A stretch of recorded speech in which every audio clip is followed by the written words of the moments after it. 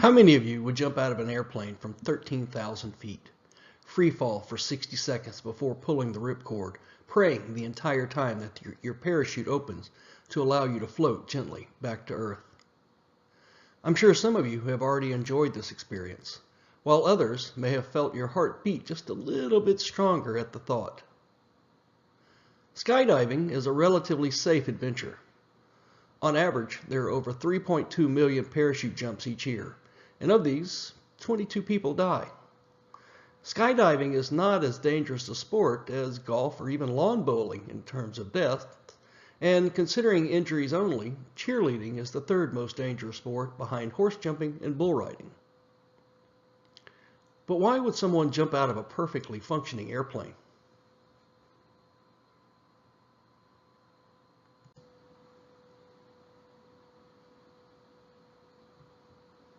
Motivation. So what motivates them? We define motivation as the reason or reasons one has for acting or behaving in a particular way, and is the topic of this week's lecture.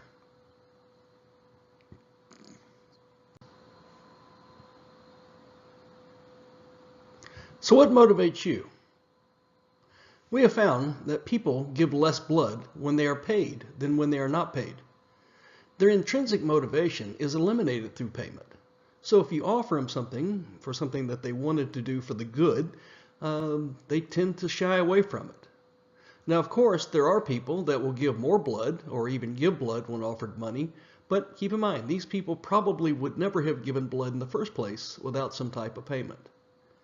So motivation is what drives us. But there are different levels of motivation.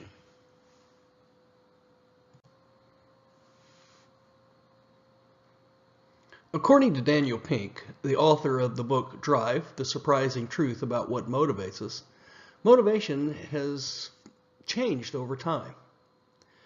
When humans first emerged, they of course were very primitive creatures, and their thoughts centered around very basic needs, such as eating, procreating, and avoiding death. Everything that humans did during this time was driven by these basic needs. Their lives may not have had very much meaning when compared to our modern definition, but it worked. They lived and they procreated, thus propelling humans forward. This is motivation 1.0. However, in time, humans began to evolve, not only physically, but mentally. They formed societies, began collaborating, and eventually companies were started. Here, motivation 2.0 took over as it became necessary to find ways to motivate employees. Motivation was now based on reward and punishment, which we also refer to as carrot and a stick. If people did the tasks required of them, they were rewarded with a paycheck, promotions, bonuses, etc. If they failed to perform, they were punished with either loss of job or even being expelled from their communities. This has worked well for a period of time, especially during the Industrial Revolution, as the work that was in vogue at the time became very standardized among workers. So think about a production line here. However, humans have continued to evolve, continued to want more, and to be more, and to think more. In short, many of us are motivated to achieve more, while many are motivated to just simply want more.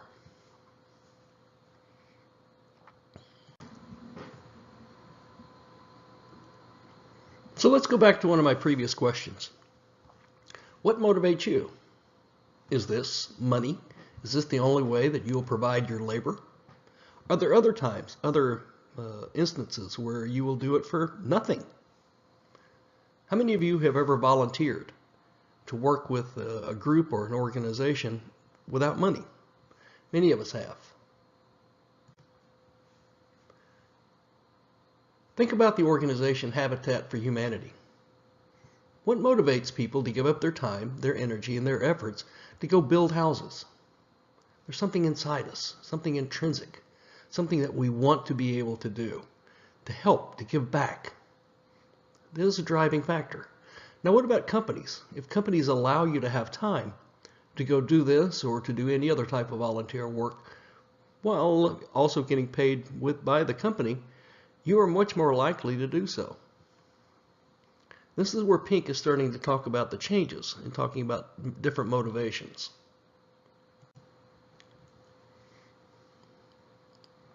Here's another example. Think about, we've all seen these carriages in parks and such.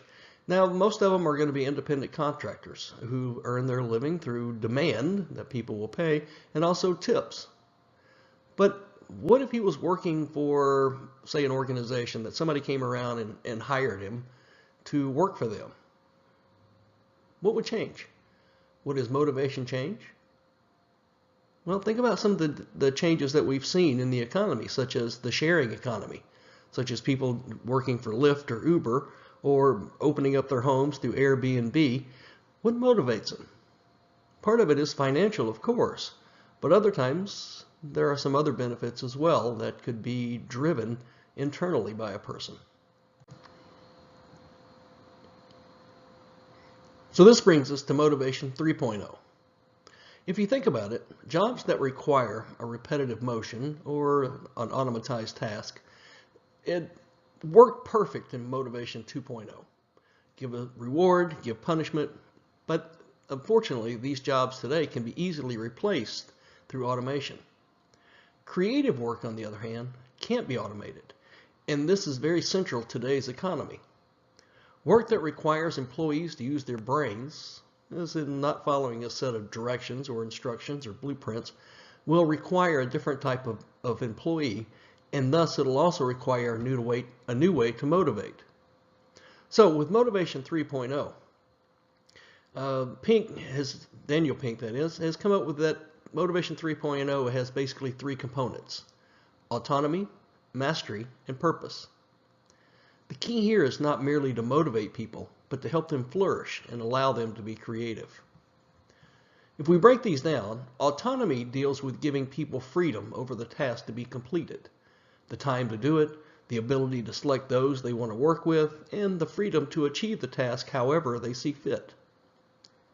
Now, Pink feels that people will not abuse the system because they are intrinsically motivated under Motivation 3.0.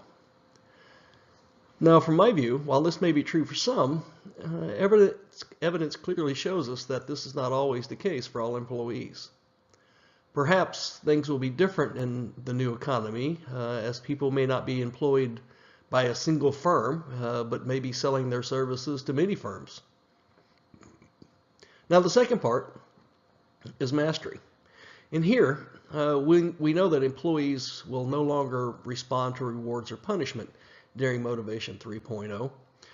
Instead, they're going to look for more, look for ways to keep improving themselves through a mastery of skills, looking for ways to improve and do better for themselves to become the best that they can be. In the final step, purpose, Pink argues that people will no longer work solely for personal gain, but they will also be motivated just to work to make the world a better place.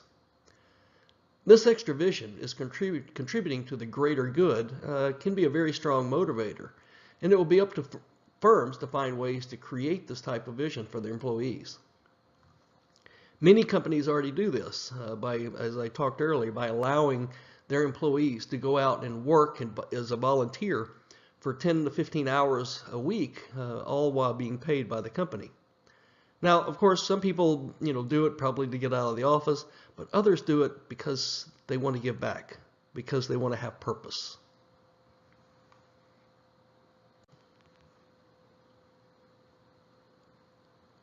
So if the new economy is about creativity, let's see how good our creativity is. And to do this, strangely, we're going to go back to 1945, when Carl Duncker created the candle problem. The task is to attach the candle, that you can see here in the picture, to the wall so that the wax does not trip on the table. You can use the box of thumbtacks, the matches, and the candle, of course. So how would you do it?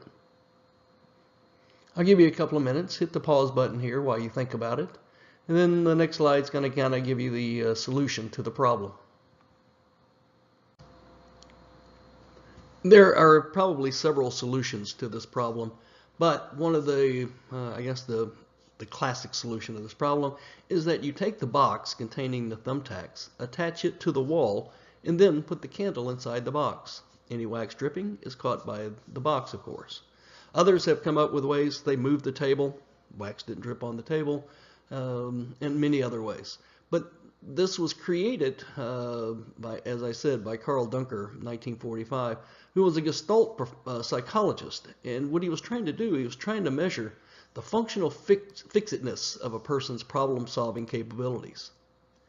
Now, functional fixedness is a cognitive bias that limits us to using an object only in the way that it was traditionally used. I guess you could see or think about it's a way of that, how do we not think inside the box, but think outside the box. So creativity is going to be a hallmark of success in the future economies.